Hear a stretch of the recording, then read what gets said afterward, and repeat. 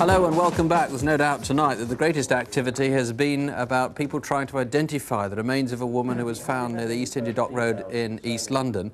We've had nearly 70 calls on that case. They've come from doctors, residents of Essex, East London, and indeed further afield. Some of those names are tallying, and we hope that we might have identified that woman. We'll have more on that later on. Sue. Well, first of all, that jewel theft from Bowood House in Wiltshire, the ancestral home of the Earl of Shelburne.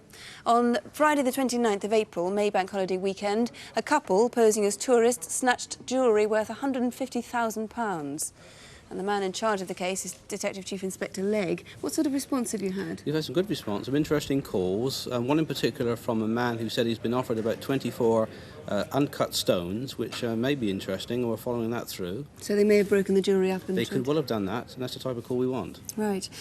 Some people have put names to the man, I believe, in the couple. Could we... Yes, they have, and of course those are inquiries that we will follow through. There's a number of interesting calls, and all those inquiries will be followed. Perhaps we could look at the video if it's quickly again to remind us. Yes, the female, again, 29 to 32 years and 5'9", slim build with that distinctive fringe in her hair. And the man? And the man, 50 years, 5'10", tanned and with those horn-rimmed glasses, right, wearing that pea cap. And somebody rang in who wants to see those tools again. Yes, interesting enough, someone did do that, and of course these are a collection of tools, and we'd like to know where they come from. In particular, this bit here, which is unusual, and we would like to know where these were purchased. Right, they're quite distinctive, so if somebody can recognise those, that would be great. And there's a reward, I guess. Yes, there's a reward of £10,000 offered for the recovery of those jewels. Right, thank you very much indeed. Nick. Now to the assault on a police officer at Haverfordwest in Dyfed. Early one Saturday morning, about a month ago, two men broke into the football club at Haverfordwest to steal from the fruit machines. Although they tried to sabotage the alarm system, the police were called and one of the officers was violently attacked. Mr. James, what sort of response have you had? Well, the response in content, in numbers, has been quite good. In fact, we've had in excess of 50 calls. But I must say that, the content of those messages, is rather disappointing. We've had one or two calls from anonymous persons who say that they know who the person is responsible, they know the identity of the persons, but then they've rung off. They've had Welsh accents, and, I would ask them to ring back and please come forward with this information. It could be, of course, that these people come from England or from much further east than Haverfordwest, because they came along the A40, it seems, to Yes, most certainly, and in fact we've had calls from all over England and Wales. Have you discovered anything more about that red car that was parked in Prospect Place very early that Saturday morning? No, we've had no feedback on that, and I would ask if anyone did park it there legitimately, if they could come forward, for whatever reason they parked it there. If it was not in relation to this, we would treat it with the utmost confidentiality. Okay. So far, sadly disappointing, but calls are still coming in. Thanks very much. Sue. Well, now the case of the severed limbs found dumped in London's Dockland. Police scientists have conducted extensive tests to try and build up a description of the victim. And Detective Inspector Bill Cutts is in charge of the investigation, has been taking the calls. And you've had a lot of calls on that. Yes, that's right. A really enormous response from the public. Almost 100 calls between the studio here and Limehouse Police Station. Has anybody come up with any names?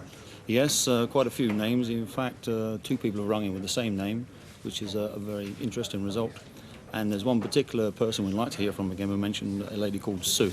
He's promised to ring back tomorrow, but we'd certainly like him to ring back and give us more details. What is the name given by the two people who phoned from different parts of the country? Dulcie. Right, so that really could be interesting. Certainly could, yes. OK, thank you very much. And just to remind you, the telephone number again, the incident room at the Limehouse Police Station is 01 488 5212. That's 01 488 5212. Now to incident desk and photo calls. Superintendent David Hatcher has been collating a massive information that's been coming in through the evening. How much of that there has been on Jason Clear, the little boy who tragically went missing? Sadly, very little, Nick. It's a very worrying case, and what we still want to know is who was on Itchenor Quayside about 6:30 when little Jason went to the gents' toilet there and hasn't been seen since. Air, sea and land searches have failed to turn up anything like a clue. Please call us if you think you can help in any way. Somebody must have seen that child. Then that murder that there was in Tottenham Court Road in the West End of London. Yes, the bank raid. In April this year, Stanley Curtis was murdered, having only worked for Securicor for 5 months. We didn't mention in the programme that there's a £25,000 reward, which just shows that our viewers are not prompted by money, because 30 of them called and have given us names which are being followed up now. that £25,000 reward may tempt a few more. Good. Photo call. We had some pin-sharp pictures tonight. Yes, the Alliance and Leicester Building Society in Southampton was the subject of a robbery in which we showed this picture. 2 independent callers have rung in and given us the same name, both in the Southampton area. Officers are following that up now, of course. Scarborough fraudsters? Yes, they made off in February after bouncing £6,000 worth of cheques.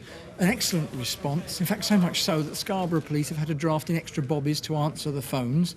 Several callers have rung confirming the same names. What we want to know, of course, is where are they now? And in fact, we may have a lead in that direction too. Right, the Fulham gunmen. There they are. Yes, they fired through a security screen in April again. 5 calls there, giving names. If you know who they are, still call us, please. And then lastly, the Plymouth Raider, again on the Alliance and Leicester Building Society. 6 calls there with leads to follow up. And I've just been told of a very strong call about that case on the Plymouth Raider that we'll obviously be picking up. But a viewer also called in and rang off halfway through the call. Please do call again. We're very experienced in protecting those who call us. Don't be afraid to call. Let me also say that we only do appeal to people to call us again when we have some corroborative evidence or when we really have reason to believe they do have important information. We're always aware that some of these calls might be hoaxes. So. We've had some good calls on Aladdin's Cave. 2 different people think they might own the lobster forks that we showed, so we'll have to sort that out somehow, but presumably they will eventually be restored to the rightful owner. On the ivory figurine, a loss adjuster rang us about that. He thinks he can tell us who owns it, so we'll be following that one up. And we just may have a lead on the owner of the prayer book, which was inscribed Roy Luton. Somebody says they used to know a Roy Luton. He used to live in their village and has moved, so maybe Mr. Luton is watching and maybe he can claim that prayer book. That's all on that so far. And that's about it for tonight. The phones are still ringing and we'll have more news tomorrow on Open Air at 12:05. But if you have something still to tell us here, the lines are open until midnight and we'll give you all the local police numbers in a few moments. And don't forget you can always write to us, of course, at Crimewatch UK, BBC Television, London W12 8QT. Above all, don't forget, we pack a lot more crime into Crimewatch than the average individual would experience in many, many lifetimes. So don't have nightmares, do sleep well. Good night. Good night.